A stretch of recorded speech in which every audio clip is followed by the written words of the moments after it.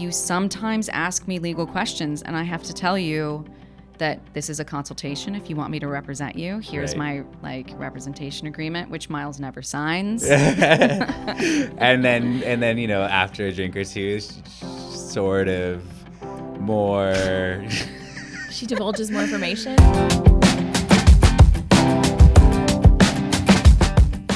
Hi, everyone, and welcome to My Lawyer Friend. I'm your host, Anne Easton. And I'm your co-host, Brittany Ledford. We're here to break down legal topics and lifestyle commentary with our friend, Anne. That's us. Casual, informative, and always real. Let's get into it.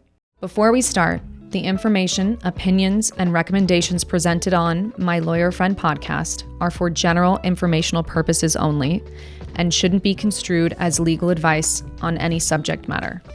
You shouldn't act or refrain from acting on the basis of any content included on this podcast without seeking legal or other professional advice. We are simply providing insight into our past professional experiences, and should you need legal advice, you can certainly contact me, or we can connect you with an able-minded attorney. So today we're going to talk about some key essentials for filmmakers from the film's inception. Essentially, from a legal standpoint, we want to know about what you do when you get that great script and you want to make a movie. But before we do that, we're going to talk about a guest that we have here today. Today, we are honored to introduce to you one of our friends, Miles ALVA. He's an independent film producer. Based in Los Angeles, Miles ALVA is an accomplished film producer and studio executive whose award-winning films have been showcased at prestigious festivals and distributed by major studios such as Disney, 20th Century Fox, Amazon, and Netflix. Most recently, he produced the A24 independent film Misty Green, written and directed by Chris Rock. Known for his passion for storytelling and strategic business acumen, he is dedicated to discovering fresh voices and bringing unique artistic visions to life. Welcome, Miles. Hey, thank you for having me. Yeah. It's good to see you Happy again. to have you here. Yeah. Yeah, thank you. We were just talking earlier about how we're feeling a little nervous. Do you feel nervous being here with us in the studio today? No. Good. No. You shouldn't. We're not going to ask you any hard-hitting journalist questions, I promise. Okay? Mm-hmm. So Misty Green, this is your new movie coming out. I'm so excited. I want to watch this, but what am I excited about? What is this movie about? So Misty Green is about a gifted actress who was once an Emmy Award-winning actress for a show called Red Eye, but she has lots of vices, as we all do, and she has a brother who has some illnesses that she has to watch after and pay for his medical care. Mm-hmm. And a director comes back into her life, that she was working with at one point on a Cinderella reboot. Mm-hmm. And she got fired from that because of her vices and her issues. And he's now doing Dreamgirls and is giving her the chance of a lifetime. And we'll see if she can navigate getting that role as mm-hmm. well as taking care of her brother and dealing with her vices in Hollywood, which is a very tough business. Ooh, I want to watch this. It is a very tough business. I know. I can't wait to see it. Yeah. Yeah. It's going to be good. Sounds great. And you've been friends with Miles for a while now, and I'd love to hear more about your relationship. I've heard some rumblings, but how did this friendship develop with you and Miles? Well, we met at a mutual friend's house, kind of near where your house is on the west side, and Rancho Park. In Rancho Park, and we were introduced because I'm an entertainment attorney, and a person at the time said, "Oh, you should meet this film producer. He's here, and he's like, a cool guy." And we stayed in touch, I guess. And we both went to South by Southwest 2 months later. Right. Reconnected there. And we had a ton of fun. I met Dennis Quaid.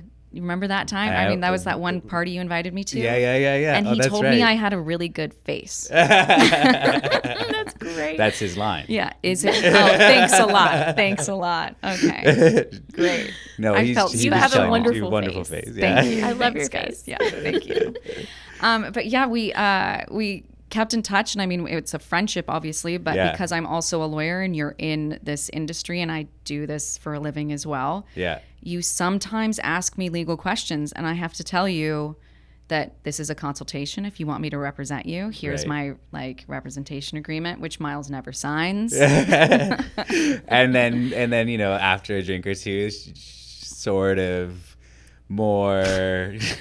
She divulges more information. She's very helpful with the advice, I guess, or whatever she's trying to do. I understand it can't be that, but like, it's helpful. And I find that guidance, maybe guidance, whatever it is. And I do tell you, I'm like, you should have an attorney actually give Always, you real advice. Yeah. Always saying that you have to have a real attorney, all this stuff, blah, blah, blah, blah, blah. But that's kind of how this industry is, you know, it's not just in the legal realm, like it's in the other realms where there's a lot of like sort of free work to some degree. And I know legally, like for lawyers, that's a lot different, you know, because there's a whole thing. But for like all the other people in the entertainment industry, very often you're leaning on people for advice and for guidance and for free consultation that you know, that helps you get projects off the ground and move things forward. And those favors are never forgotten, right? Yeah. That's kind of like how the industry works. For sure. Yeah, it is. Yeah. It's like a bunch of like, you do me this favor and I will. Yeah. You'll. They have someone value. will pay it forward later. Yeah. For sure. They really have value. Those favors. Yeah. They definitely do. And I think that like when you do favors like that, especially if you don't actually want anything in return, you probably will get something better in return. Because you do it almost because it's like, okay, well, I'm helping you here because I like you and I want to further your production or your art or whatever it is that you're working on. Yeah. And then when the thing comes, then you get to know the person a lot too, and you get to know what they're looking for and what they want to do and where they want to go in their career. Yeah. And so when that thing pops up that it's perfect for them, you're going to be like, there you go. Right, for sure. You know, that's how it happens. That's so true. And the more I learn about this field, it's obviously not something I have grown up in. And so I've even, we've spoken with several artists on our show, and it seems to be the same thing over and over, that they get called in to do something. Hey, I've got this thing I need you to do. We're on set right now. Can you come and help me out? Yeah, for sure. And so they get, you know, different opportunities as well. I think that makes a lot of sense. It's really cool though that it all works out that way. And yeah, totally. And like, it's really crazy the type of work that I get asked to do sometimes. I mean, like I'm working with a production company right now that also has an affiliation with a 501c3 company that is like, they are sponsoring the production. And so sometimes they get donations from outside parties. 501c3 is a nonprofit organization. Yeah. Okay. And they'll get a donation from an outside party, and then they have a fiscal sponsorship agreement with my production company that I'm representing, and they essentially just give that money over to them, you know, with like an administrative cost. But I find it interesting because I hadn't really done nonprofit organization work for years, but it was like the first thing I did when I was in law school. I was in a clinic for nonprofit organizations, and I helped them incorporate. So I have a background in it. And interesting. Yeah, so it was helpful to have that prior knowledge. And it's been an interesting, like, I don't know, weaving together of language, which I really enjoy. It's like a mathematical equation with words. That's cool. Yeah. Anyway. Unexpected. When you talk like that about what you do, I know I could probably never be a lawyer because I can't do mathematical equations with words. Like that just seems like... And be passionate about it. Yeah. Right, and like what you're doing. Exactly. Yeah, I know. Hey, there's something for everyone, right? I know. And this is not our thing. I've thought about going into law for sure because Well, I mean, I deal with it so much. Right. That's kind of the thing. It's like when you don't know what you want to do, maybe I'll be a lawyer. Maybe I'll go back to law school because I can do that. It's like, don't do it. Don't do it. Why, Anne? You're so happy. Thank you. Well, I'm happy now, but I had to go through a lot to get here, guys. Hey, we all do. Yeah. Listen. I know it's true. Yeah. Your 20s are what? For learning the lessons. Your 30s are to... I don't know. Or no, 20s are to make the mistakes. 30s are to learn the lessons. And 40s are to pay for the drinks. That's from Sex and the City. Oh, pay for the drinks. I just said my 30s were painful. I'm so glad I'm done. Yeah. Served my time. Right. I'm almost out. Okay, so actually, let's bring it back to something that some of our listeners probably would want to know. Like, I think that we want to make it from the basics at the beginning of a production. If you're not if you don't work for a big studio and you don't have all the resources, I want to like give our listeners some insights there. I have a question. So it's perfect timing. Wanted to ask, you know, I know that the art of filmmaking is important. And yet I've heard it's only 50% of the battle when you're filmmaking or producing. And what are some key legal steps a producer or filmmaker should make once they have a great script in their hands and they want to move forward with the project? Well, to put it simply, I think there's like maybe 3 or 4 things you should really start looking at and doing is 1, incorporate your production to protect yourself or shield yourself from personal liability. And then make sure that you pay your taxes on that corporation, because if that corporation isn't valid and then someone sues you and because you haven't paid your taxes, they can essentially pierce the corporate veil, which means that they can, which is a legal term which we learned in law school and for the bar exam, which is super fun. It means that a court or a judge could seize your personal assets, like your home, your personal property. Okay. Yeah. That's what that means. Exactly. I've heard it before. But yes. That's scary. I know, right. So it's really important to pay your taxes, incorporate the production, and then get media insurance, which a lot of people don't do. And we even have media insurance for this production. Is this like liability insurance? Or? Yeah, it would be like general liability insurance and then errors and omissions insurance, which is like for, errors and omissions is for defamatory statements, essentially, that could be made, that someone could file a suit against us. Like Miles, if he didn't like what we produced and put on air. Yeah. So those are like 3 things. And then I think if you've got that script and you're not even at the place where you're going to start producing the project yet or developing it, you should have a shopping agreement with the guy who wrote that script so that you can shop it around town. It's essentially like, so someone like Miles is a producer, and I actually helped him with a shopping agreement once.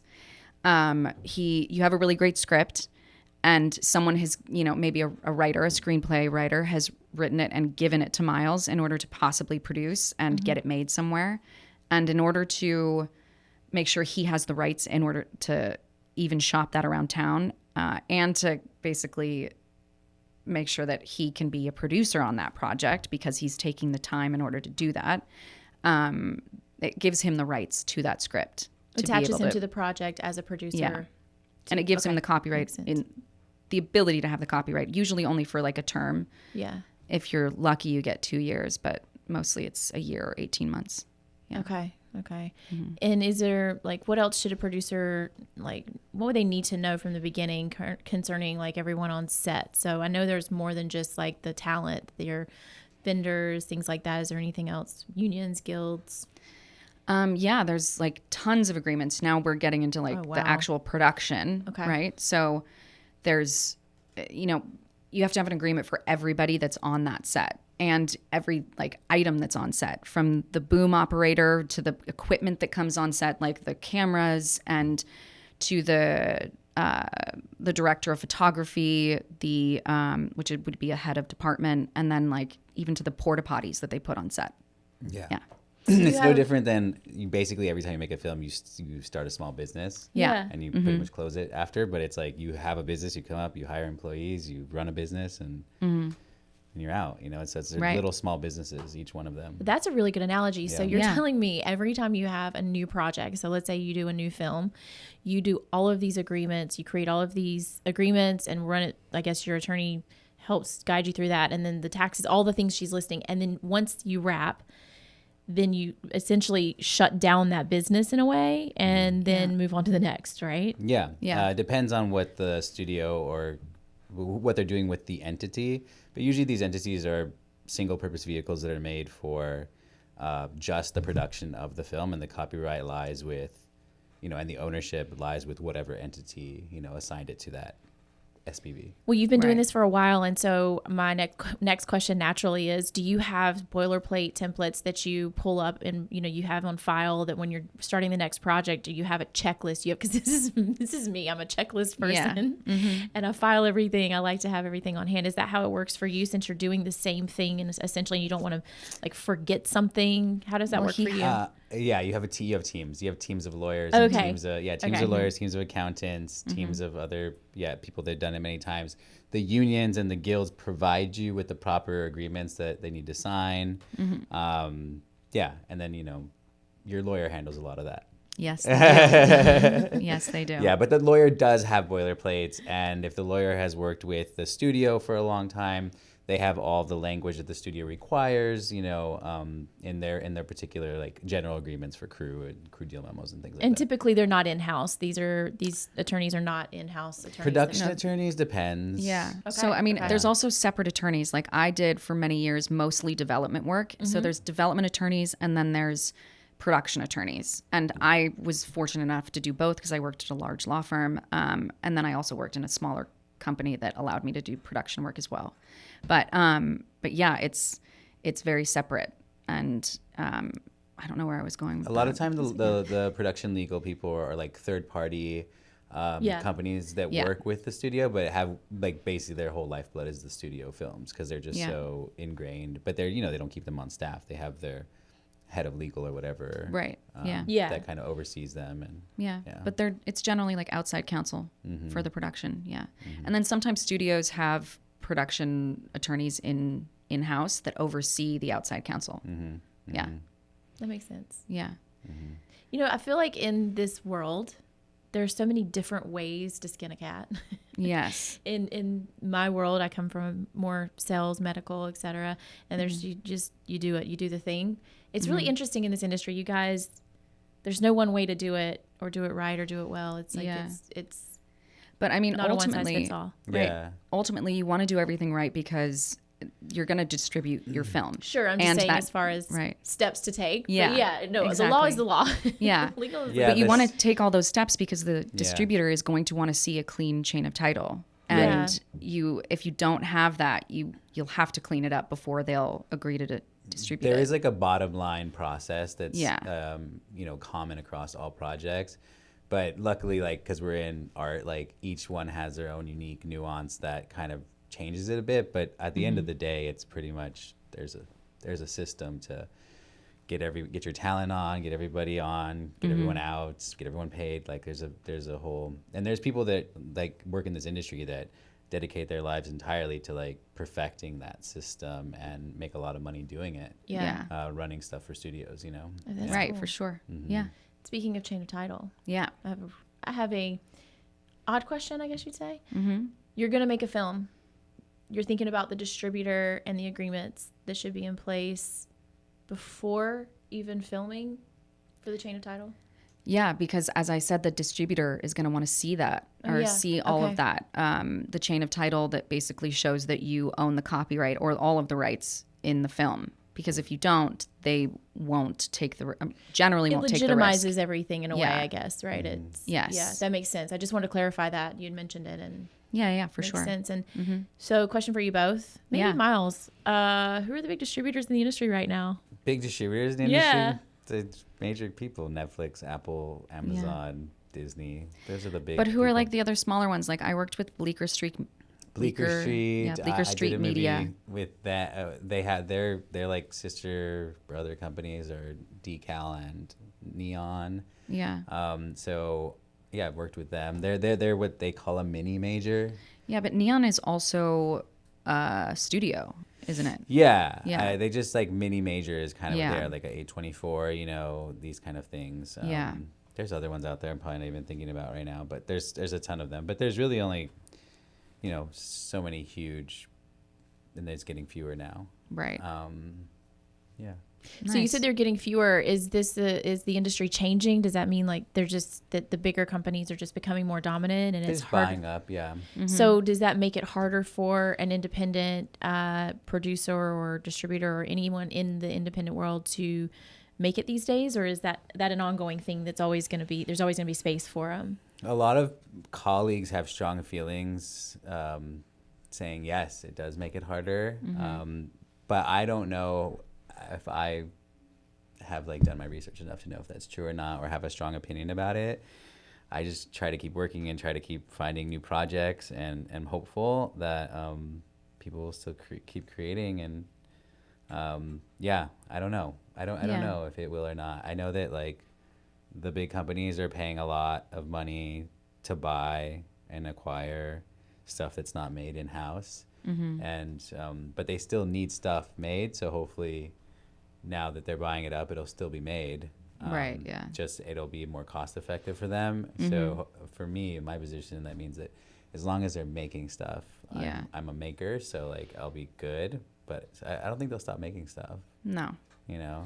I mean, I just hope that like independent productions still get made. Yeah. Yeah. I think I mean, and they will. I mean, Yeah. that was what Robert Redford, that was the point, was that it was wanting to create a community for producers who otherwise wouldn't have a space to create something that they wanted to make, because it was only the big studios that had all of the say of what was going to be made. Mm-hmm. Yeah. So that's And that's the fear that they have with these acquisitions now. It's there will be no say in what's made outside of a few decision like big makers. temples. Yeah. Yeah.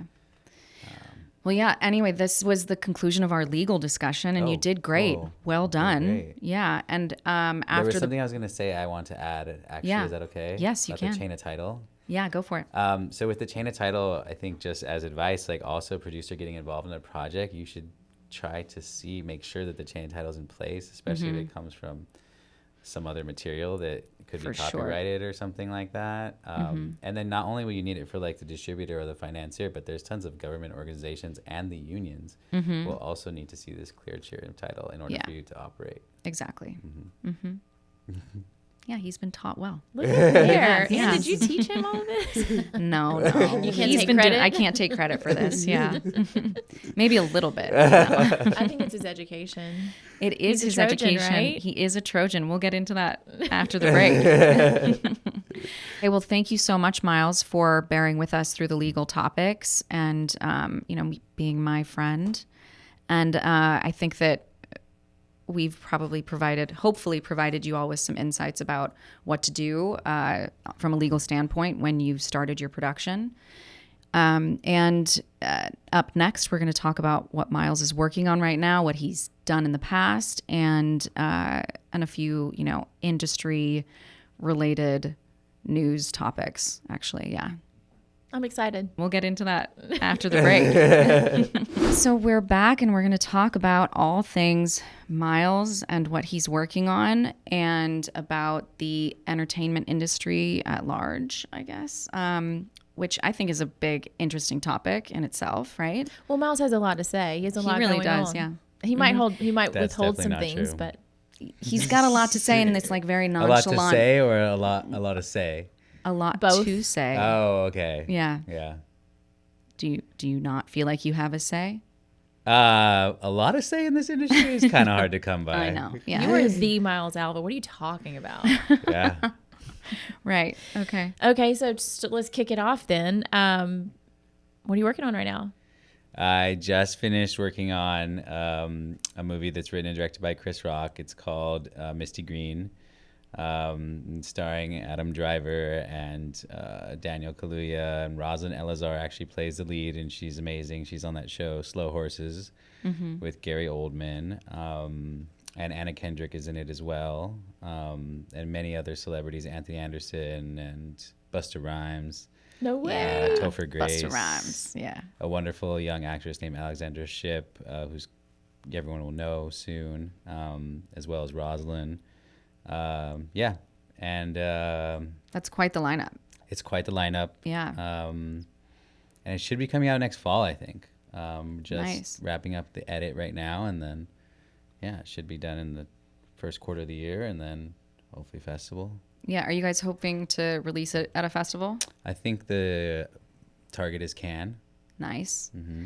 Oh, yeah. We talked about this. I was like, if you guys go to Cannes, you have to invite me. And you're like, right. you think I'm going to invite you as my date to Cannes? I'm like, Yeah. well, I mean, it'd be super cool. Maybe you're already there. Yeah. I mean, what if I know a great she and restaurant. I are Yeah. there?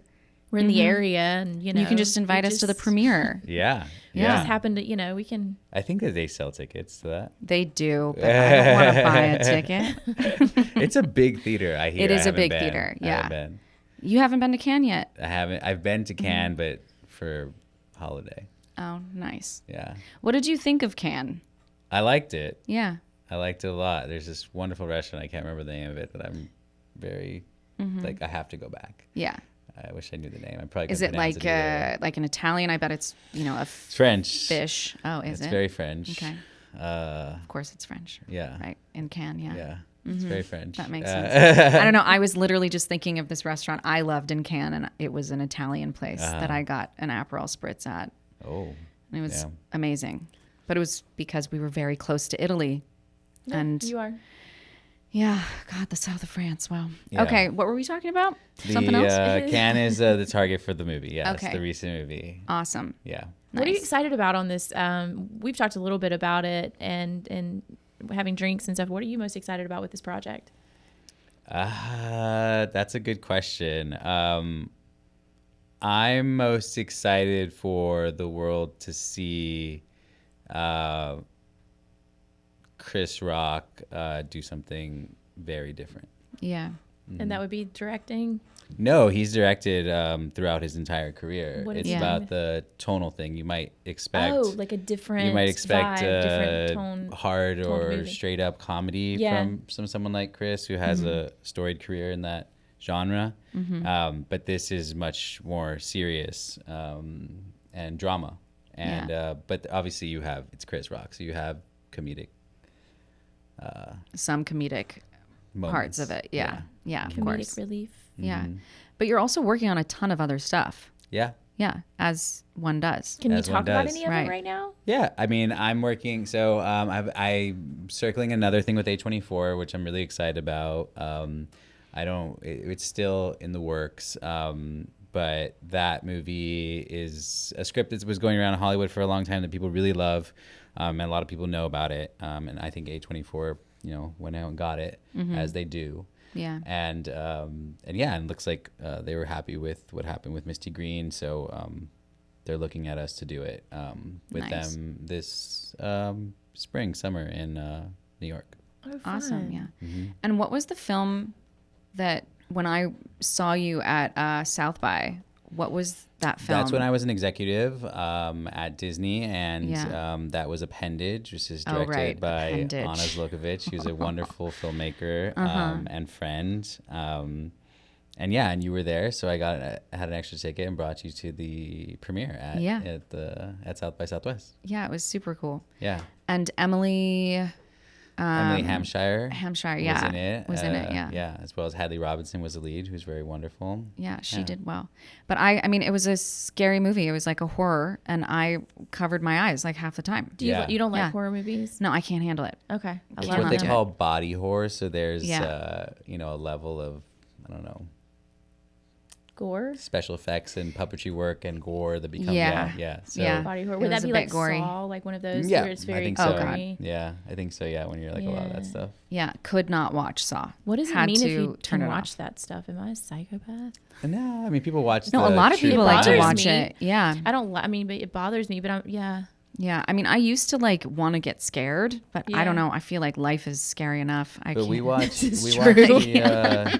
We watch true crime. We watch like these. Yeah. We gays watched. who- You remember everything I told you in that one time we sat and had drinks. Yeah, man. yeah, yeah. I'm impressed. I know. Yeah, so Pretty that's- good. Everything that I told him about me. That's It's pretty even impressive. darker. Even darker because it's real. Yeah. I am. What he's saying, ladies and gentlemen, I'm a true crime fanatic. Yeah. And that's Well, what you he's, and a he's lot of other remembering. women. Yeah. A lot of women my age, we start. You turn 40, you start crocheting and watching, and true crime. and going to bed at 8:00 on a Friday. Yeah, It's learning the about life. serial killers. Yeah. Oh yeah, it's the life. Yeah. You should try it if you're not already But 40. like, what does true crime mean? Is it like documentaries Actual- or like okay, like a reenactment, but it's not like documentary. but it's not any like kind of- Dahmer, like monster. So Dahmer. some of that is That's true crime as well, but that's because just it's live action. anything based on an actual crime that occurred Right. in real life, and it's not like Okay. Texas Chainsaw Massacre would be Not horror true crime, yeah. because Right. it is loosely based. It's inspired by Right. Yeah, true crime. got it. But like Dahmer is like But then about Right. basically taken from the headlines. Yeah, Yeah. But from the- our monster Monster, yeah. was the one that I didn't even know about. This guy, Uh-huh. I don't remember his name. He's like the serial Jeffrey killer. Dahmer. No, the one in Monster. Oh, I the didn't- the I new didn't- one. Is that Gacy? The new season, Ed yeah. Gein? Ed Gein. No, I didn't watch it. I didn't watch that Okay, one. he's like the serial killer that all of these 1980s and 90s and Yeah, the current Silence of serial the Lambs. killers Yeah. are inspired by. Like they Yeah. all got their inspiration from this guy, and he's very mentally ill. Can we move on? Yeah, gross. I don't want to talk about this anymore. Okay, so Miles, we're going to shift. Okay. So I kind of believe that everyone has a story about how they literally broke into the entertainment industry, and we actually talked about how each of us were able to get in. Can you share with everyone how you broke into the industry? I went to community college where I didn't really know what I was doing. I went to school late. I started when I was like 25 maybe in school, 24, 25. And then was doing photography, moved into filmmaking classes, continued to do my undergrad in television production actually. And then I got into USC and I went to USC Film School as a graduate. And from there, I've met everybody that has ever really given me a job. Yeah. To be honest, it's a complete, I don't think, and no one needs film school. It's very true. But the network that those big universities give you, it's invaluable. Yeah. Yeah, it's invaluable, and you take advantage of it. It's political and social, and that's not for everybody. But I'm okay with that stuff, so it worked out for me. And For sure. Yeah, and then I just kept getting offered jobs from that same pool that same network. You hear about different people, and now I've kind of built a reputation in the industry myself that's like beyond a USC connection, and now I have the status there, and now I can kind of, it's all. Would you say there was a moment that you got your like big break? Because now you're working with some names we've talked about, just previously, some big names that everyone knows. Was there that moment that you really got your break? I don't know. I mean, this is definitely some of the biggest names I've worked with, so maybe right now, honestly. But that just came from like knowing somebody who was connected to it, who I'd worked under before, and they were like, okay, this is the right person for this job, and that was basically it, Yeah, and that's how it works. Yeah. It's like that simple, right? Yeah. Hard work, simple. Perseverance pays off. Absolutely. And then the shoe fits, Yeah. like Peter Rice is the main producer on the A24 film, and Peter Rice is a storied producer and executive in the industry, who ran 20th Century Fox, ran Searchlight, ran Disney. He's very prolific. And when I was at those studios, I worked in a division that he oversaw. And then this project came up, and there was a certain type of budget level and filmmaking and being from LA and all these sorts of things that knowing LA, because it's an LA story, it takes place here. That it fit. But, he wouldn't call me to do 28 years later. Right. He wouldn't call me to do Social Network 2, which is just things that he's doing, right? Right, So it's just like shoe has to fit. Obviously you didn't fuck it up before. Yeah, which was like a big thing my mentor said, definitely don't fuck it up. And you'll be fine. Right. Right. Yeah, I mean, I feel like that's kind of what we're all trying to do. We're just like cover your own ass the whole time you get through everything. I have a producing friend that says like producing is covering your ass. Yeah. Would you say what you just said, Anne, would you say that coming into this industry, that building that reputation that you guys both independently now have, was it incredibly stressful? Well, yeah, I mean, from a legal side, for sure. You can't screw things up. Yeah. And when you do, it's like you don't forget it. Like that's trauma. If you make a mistake as a lawyer and you look back at it and you made that mistake. But at the end of the day, that isn't like true. We can't, you have to be pretty perfect. Otherwise something could go horribly wrong. However, having said that, I do believe that if an attorney makes a mistake on something, it's solvable. We can fix it because if we're the attorney who made the mistake, we have the ability to fix it. Yeah. I have something to say about this. Okay, go for it. At what cost, obviously? Right, at what cost? To fix it? That's the big thing. Exactly. But the attorney shouldn't, if they've made the mistake, then you don't charge them for your mistake. I have an example of a recent thing, so it's kind of interesting. And it's from a producer friend that I was just catching up with the other day.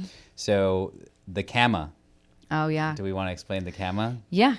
So the CAMA is a third-party collection company that takes in all the revenue from a film project and disperse it through the waterfall as it's supposed to be disperse. And the people that give them the contracts and the language are Anne, right? And how the waterfall and how the distribution works and who gets paid out first and how much and yada, yada, yada.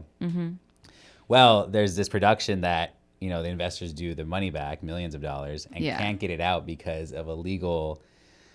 I don't know the details of it, but there's something that the lawyer did that is wrong, and now the CAMA won't release the funds, and then there's interest building on the funds, right? And so, Yikes. So with that kind of a situation, even though yes, they can repair it, and then also with the CAMAs require all the guilds to sign off on as well, which can take tons of time because they have to go through their legal department, review everything. That if they're going to re-sign a CAMA, if they're going to have to review a new thing, right? Wow. There can be a lot of stakeholders involved in a CAMA. There can be. So it's dozens, like who covers that cost, and basically your malpractice insurance covers that cost.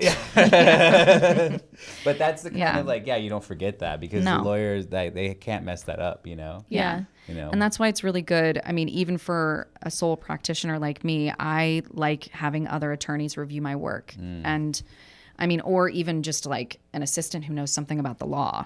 And that's also why I think it's really important for attorneys who are sole practitioners, unless like they've been practicing for 35 years and they don't think they're going to make a mistake.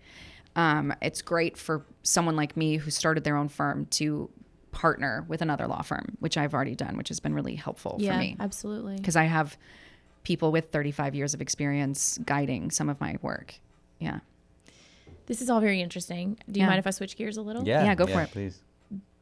I've been dying to get to this question because of everything that's in the news right now, but there have been a lot of big studios buying out other studios, namely, Anne worked not at, me. I didn't no, do it. not Anne, but our Anne here worked at one of them. Amazon Studios bought out MGM. Do you, Miles, have any insight on the rumblings and negotiations of Netflix and Paramount's offers to buy out Warner Brothers Discovery, including the streamer HBO Max? No, I mean, I don't have any, like, I don't know anything about that deal or anything like that other than what's in the trades, which I kind of don't, like, for that kind of stuff, it's just, I don't really consume that as much, I would say, to be honest with you, because I just feel like it'll work itself out. I think if I was, I would, you know, a lot of people asked me this when the news first broke, and, you know, when Netflix was buying Warner Brothers and there was no Paramount counter offer or whatever they're doing right now. And my response was, well, I should probably get a job at Netflix.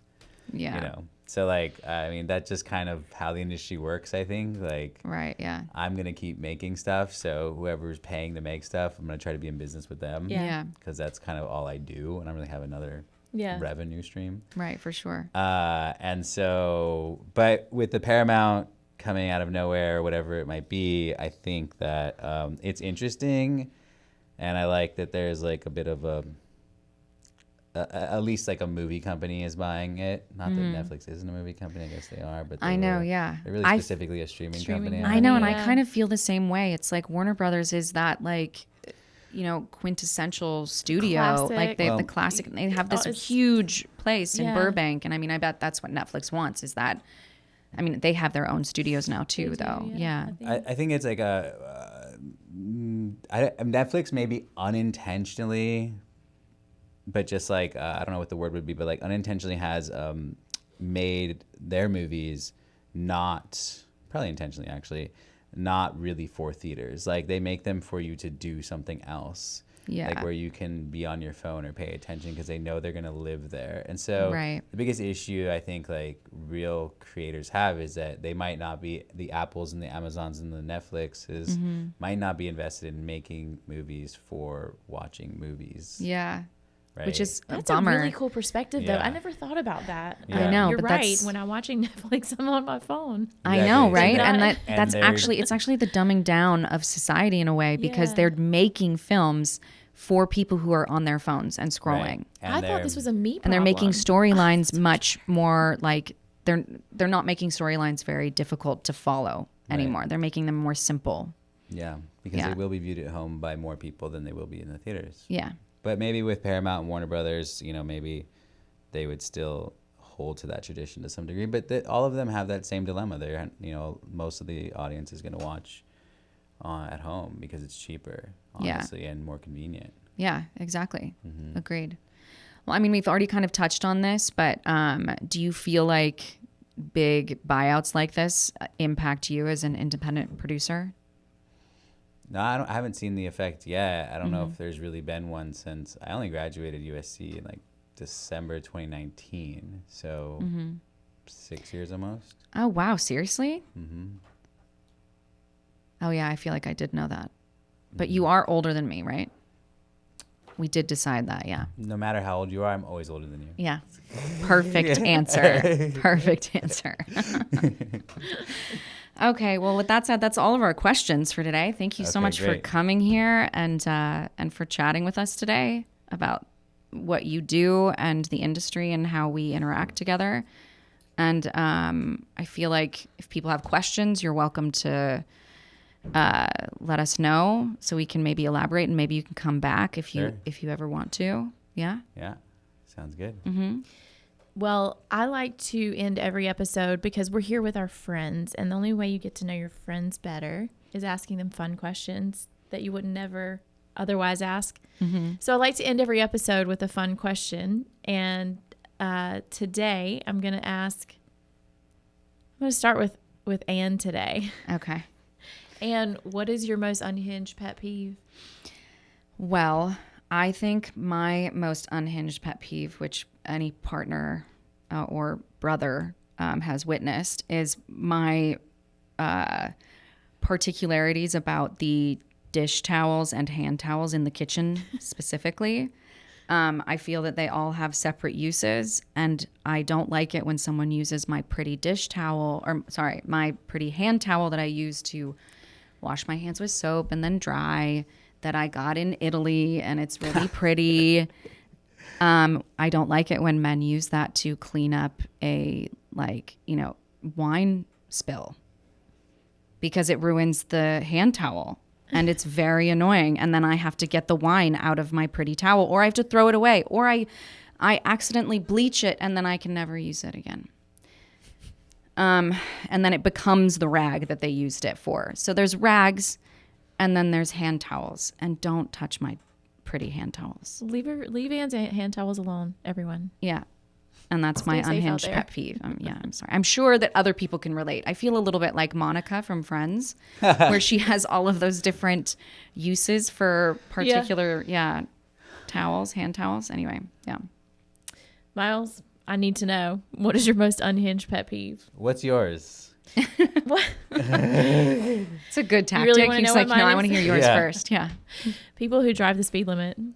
People who drive the speed limit. The speed limit is a suggestion. Okay. And if you're going slow, park or move out of the way. Okay. I have places to go. Okay? Yes. Yes. So be aware. No driving in the passing lane. That's for passing, right? Yes. Thank Exactly. you. Yes. Yes. They call them pass holes. Is what I Right. That's good. That's I'll double on that. I have a driving one. It's a hard question to think about, but I have a driving one. So when it's raining and you're using your windshield wipers, and the rain is getting harder or softer, but you just cannot find the right setting to where This is good. where, you know what I'm saying? Like there's too much rain, there's too little rain. I'm up and And down now with this thing, and yeah. I'm just speeding, going faster. That just drives me crazy that there's not a system in place. I'm sure on a luxury vehicle, maybe Mine there has is. that in place. Yeah. Right. You put it on Wait. auto, and it goes like when it's yeah. raining, when it's pouring, It it goes really, follows- really, really yeah. fast. Yeah. And Follows then when the it's cadence of like the rain. yes. And Because then when, it's weighing the rain, right? Yeah. That must be what it's doing. Okay. Yeah, Okay. exactly. Probably sensors that are You like. can see I don't have a luxury vehicle. yeah. And that's it for today, guys. Thank you so much, Miles. I've learned a lot today. Yeah, thank you so much. And thank you for always sharing your insights on legal matters and making them fun. Yeah, of course. I'm never bored. Thank you guys for listening. And if you have any questions or other topic suggestions for us, please share at hello@mylawyerfriendpodcast.com.